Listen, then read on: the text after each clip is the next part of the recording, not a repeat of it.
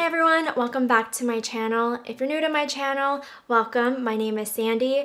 Today I'm finally doing the college slash post-grad Q&A. I asked you guys for any questions you had about college and post-grad life on my Instagram, and now I'm finally going to answer them. I have all your questions compiled on my MacBook actually. I tried to pick the ones that were most frequently asked and the topics that were like really standing out to me. Without further ado, I guess we can just get started and I will start doing my makeup. I'm really excited today because I am going to use the 3CE palette that I just got. I already did my base because I had a big breakout that I really was just not wanting to show the world. But for my base, I used the Arborian Glow Creme, which I've been raving about recently, and also my IT Cosmetics Bye Bye Foundation Full Coverage Moisturizer. And then for a concealer, for those giant breakouts, I used my Kevyn Aucoin Super Natural Concealer. Yeah.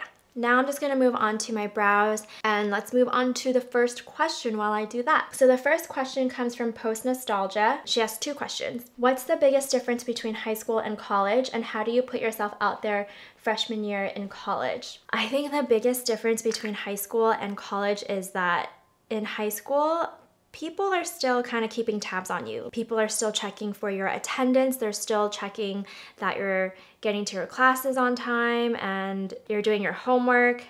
You know, your teachers, your professors, they know you by name. They know your face. They can track you down if they really, really wanted to. But in college, there's none of that. Unless you're in a really small class, your professor, your teacher is not going to know your name. Classes, instead of being 20 to 30 people, it's now like 300 people, and I think that is on the lower end. There's really no one telling you what to do and telling you that school's good for you. You kind of have to learn that on your own. You have to learn how to appreciate school and your education on your own. And that's something that I don't think I really appreciated when I was in college. I was just going through the motions and trying to graduate and get through it. Unless you're going to a smaller college, you're pretty much like a little fish in a big pond. Is that how the saying goes? I'm not sure. And if you are going to a big school, a big college, there's no longer a popularity contest. Personally, loved that there was no more like popularity concept in college. I was never a popular kid in high school and I hated wanting to be popular, and in college I just felt like I could finally just do my own thing and be myself, and no one really judged you for that because there's just so many different people in college who are into different things, and I think that's where you really learn to appreciate the differences and uniqueness in people. And then for the second question, how do you put yourself out there as a freshman? Honestly, freshman year is the time to do it, especially if you're in dorms.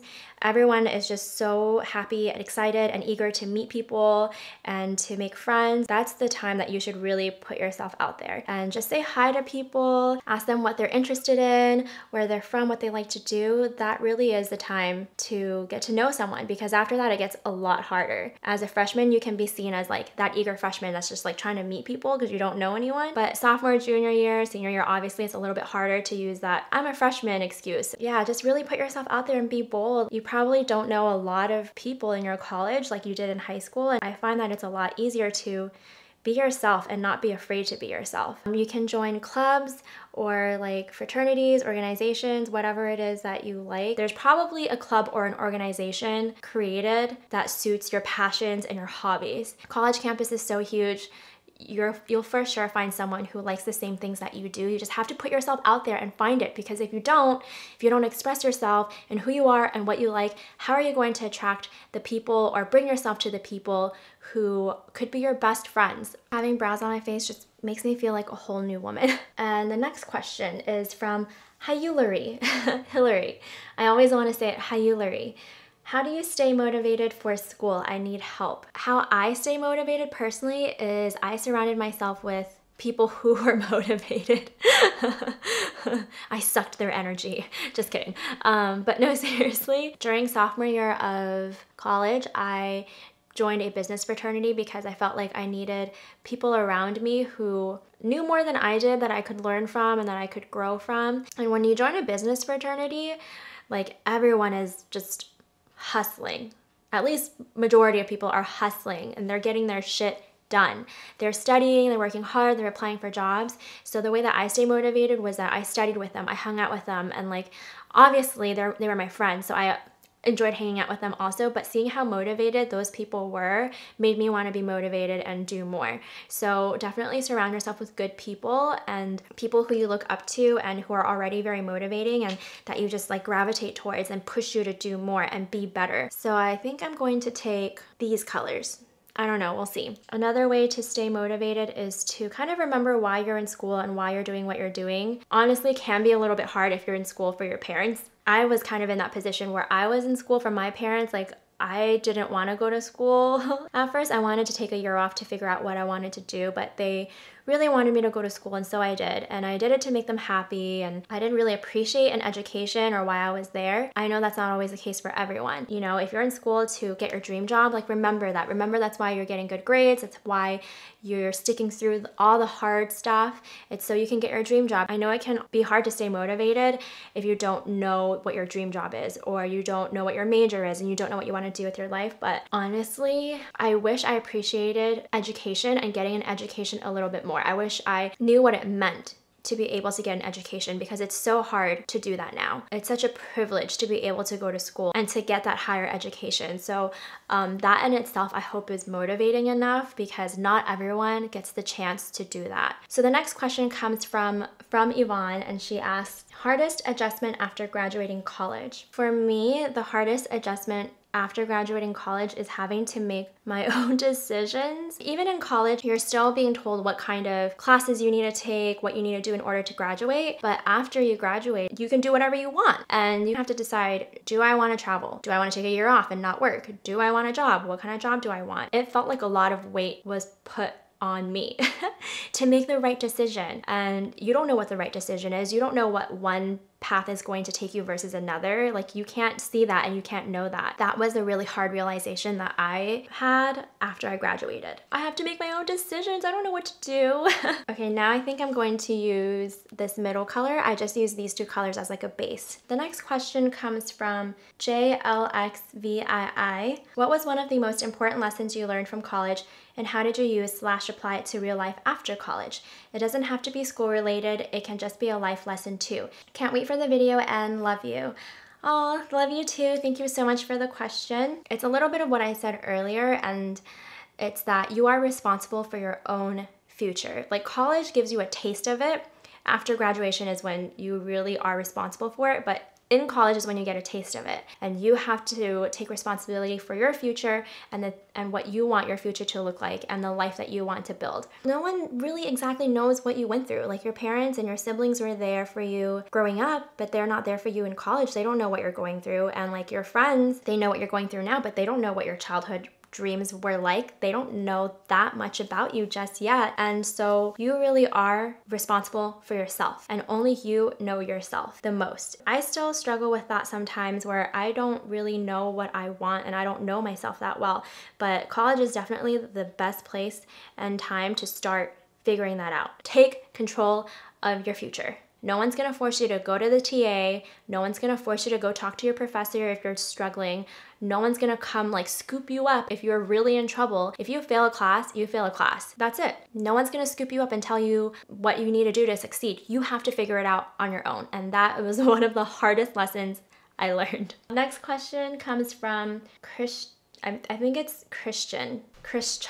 What did you discover about yourself that you already didn't know while in college? One, I'm not good at school. That is one of the first things I discovered about myself, because growing up, I always had someone telling me what to do, like parents keeping tabs on me, teachers making sure I did my homework, and I obeyed. I was really good at obeying and doing what I was told because I wanted to avoid punishment, and that was my main motivator going to school. I did everything that a good student was supposed to do. Once I got to college and I had to study on my own and like really learn for myself, I was not good at that. I was not good at school. I was not good at studying.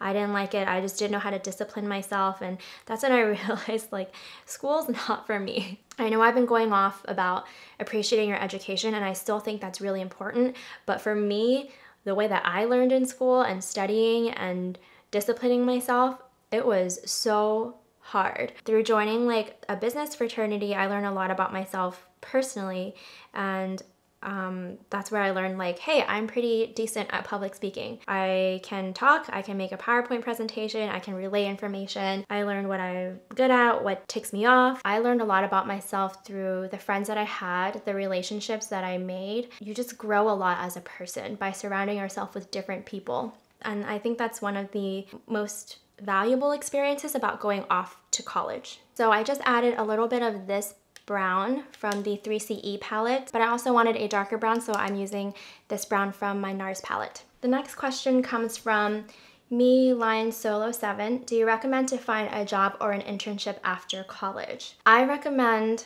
personally, from experience, that you get an internship while you're in college, at least the summer after your junior year. If you really want to be an overachiever, then get an internship at the end of your sophomore year. It will help you a lot. I think so. Like, I wish I got an internship at the end of my sophomore year instead of my junior year so that I could have more experiences under my belt. After you graduate, you'll have a lot of experience to hopefully propel you into a full-time paid job. I'm gonna go back to my 3CE palette real quick and just add some color to the under eye area. I'm gonna use this center shade and then this brown on the bottom.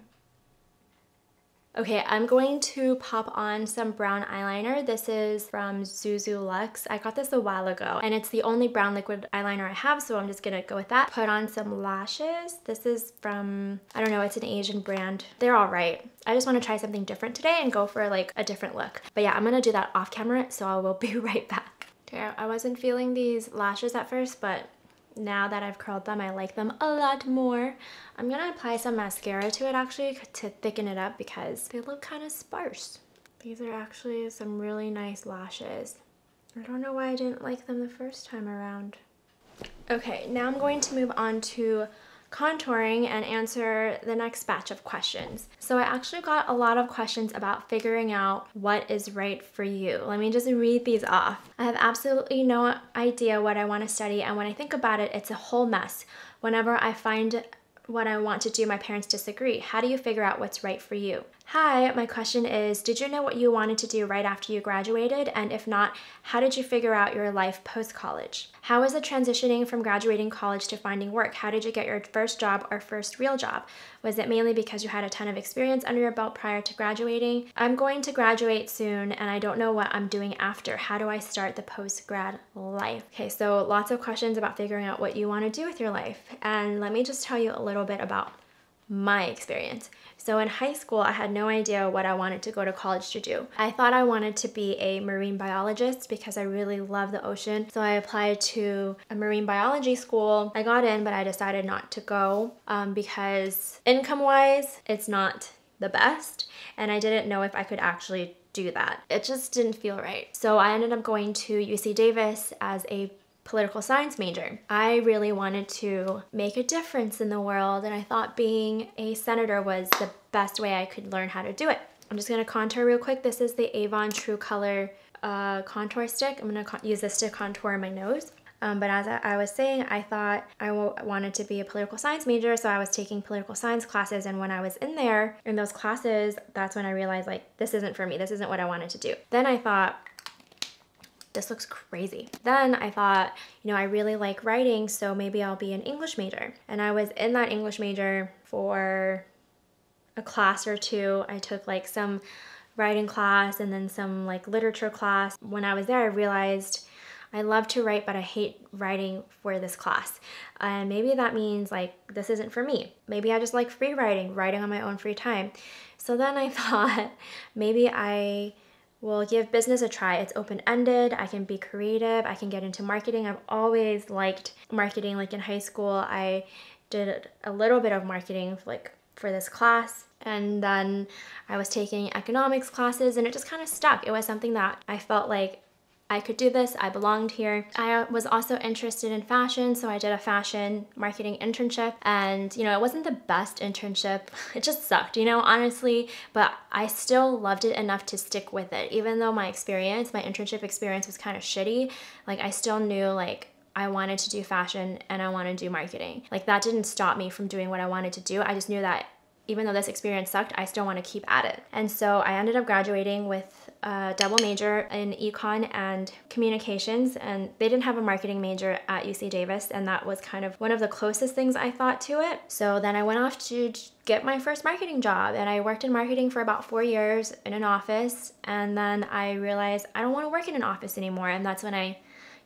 quit my corporate job and started doing YouTube full time and doing something even more creative than marketing numbers and analytics and whatnot. Yeah, my parents probably disagreed with me, like they gave me a lot of freedom in college to figure out what I wanted to do. And then after college, when I decided to quit my job, I'm sure they didn't agree with me. I'm sure like my mom was a little bit disappointed in me. I was like on the right track to do really well in marketing. I was on a pretty great track. I had a great job, but it wasn't for me. And so to answer one of the questions, what happens when your parents always disagree with you? It happens. Parents are going to disagree with you. Your friends might disagree with you. Society is going to disagree with you and what you want to do. You just have to be confident in yourself and believe that you're making the right decision for yourself. A lot of my success in school was because I wanted to avoid punishment. I wanted to avoid conflict with my parents, and I did everything that I could to please them and to make them happy. In the end, it didn't make me happy. So even though you're dealing with disagreements with your parents now, in the end, if you feel like it's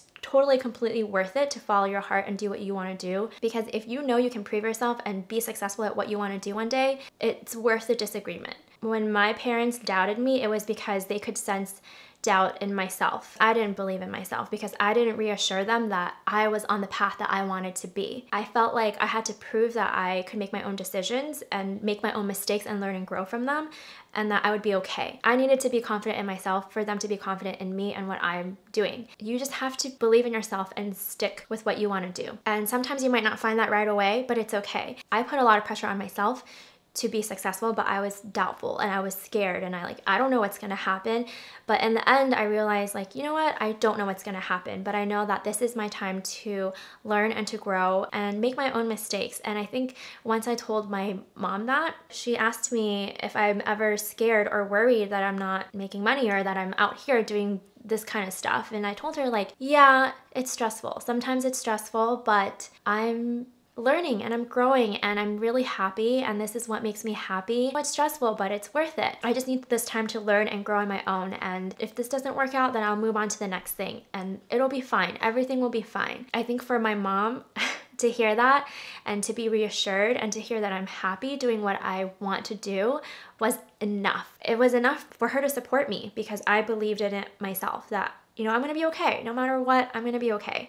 And I think you need to find that confidence in yourself to figure it out your own way in order for your parents to agree with you or to support you. I think it's just in the end, finding that understanding and that common ground is what is just really important. You don't have to know the answers. Your parents for sure don't know the answers, but I think at the end of the day, you need to know that you'll be okay. I needed to accept that I don't know what's gonna happen. I don't have all the answers. I don't know what my future is gonna be like, but I'm confident in myself and what my parents have taught me and what I've learned, that no matter what, I will be okay in the end. I had to redefine what success meant for me too. When I was working a corporate job, I was like, success to me means I'm a manager, I'm a director at this really amazing firm, this amazing company. I make X amount of money. I'm gonna have a house by a certain age. You just kind of have to redefine what happiness and what success means to you, because those things will hinder you. They hindered me because for the longest time I was thinking I'm not gonna own a house by the time I'm 30. I'm not gonna make X amount of money by this time. And I think for the longest time I was hindering myself because I believed I had to be this version of myself, this version of a person in order to be successful. And I really had to change my mentality on that in order to continue doing this. Okay, I've gone back and forth a few times with the lip color, but I finally decided I'm going to use Fenty Beauty's, what is this called? Their Mademoiselle, okay, whatever. And this is the color Up to No Good. That was so tiny. And then I'm going to layer that with Pony Effect Magnificent. I really love this color, but it just doesn't go that well with my skin tone on its own. I feel like a Kardashian right now. So I'm just gonna layer this on. Wow, it's raining really hard outside right now, but just to go back on the last few questions about figuring out what you want to do with your life or what you want to do post-grad, what you want to major in, I have three types of advice, I guess. So 1, listen to your gut, follow your heart, do what you love to do, and follow what you're really passionate about. 2, be bold. Don't be afraid to put yourself out there and to try anything that you're even mildly interested in or curious about. Do it. If you feel like in your heart like you really want to try maybe like art, you want to be a painter or something, put yourself out there. Don't say like, I'm not good enough, I can't take that art class, I can't. Don't say that, and don't hinder yourself. Be bold, put yourself out there and try it out, because that's how you really get to learn and know if that path is for you. Like when I went to college, I went in as a political science major. When I was sitting in those classes, it really forced me to think like, is this where I want to be right now? Am I passionate enough about this to put up with all of that? Pretty much. Like when I went to those classes, I just felt really different from everyone there. I felt very out of place. It just didn't feel like it was well suited for me, because I would look around at all the students and they were so well educated, they were so smart and so passionate about politics. I thought I was passionate about politics and helping society and whatnot. But seeing all these other students and seeing how they had that drive and I didn't, that to me told me like, I don't want to do this. This isn't for me. Like I love aspects about political science, but as a career choice, this isn't it. This wasn't for me. After that, I tried writing. Like I didn't know if I was a good enough writer. I just knew that I loved to write and maybe it could be a career avenue. I took my first writing class and I loved writing, but in that class, I wasn't passionate. How will you know if something is for you or not if you don't put yourself out there and try it? That's number 2. Just be bold, do it, try it. If it's not for you, it's not for you. And you'll learn that throughout that process. And if it is for you and you're passionate about it, then you'll push forward and you'll find that place that's just for you. And third thing is just know that what is right for you now can change in the future. And that's exactly what happened to me. Like I thought I wanted to work in a corporate marketing job and wear business casual attire all the time. Not the case. Not the case at all. I changed my direction. Like I'm doing something so different from what I used to do. And initially that really scared me. The idea or the thought of starting over, starting from zero, starting from scratch really scared me. But you can't let that hinder you from living like your best life. Even though there are times where I stress out or I worry, like I'm still so much happier now that I followed what I wanted to do and I followed my heart. It just makes me so much more happier. Yeah, those 3 things. Let me recap. 1, listen to your heart. 2, be bold, try everything. 3, what you want now may not be what you want in the future. Or what you want now may not be what you have wanted then. Same thing. At the end of the day, I'm still kind of learning how to live my life. And these are just kind of the experiences that I've had that I want to share with you, but every experience is different. Every experience is unique. So, take what I say with a grain of salt. But if it helps you, then I am so incredibly happy that it does and that you can relate to it, that it's helped you in some way. Like that's amazing and that's just a great feeling. So yeah, those are the questions that I'm going to answer for today because I feel like this might be a really long video. I'm sorry if I didn't get to your question. If you have more questions, feel free to leave them. I will try my best to answer all of them. So leave anything that you want to say or share, or if you have questions about college, post-grad life, leave them all down in the comments. Yeah, with that, I guess that's all I've got. I hope you enjoyed watching this video and found it helpful. If you did, please give it a thumbs up and subscribe if you want to see more videos from me. And I will see you guys in my next video. Bye!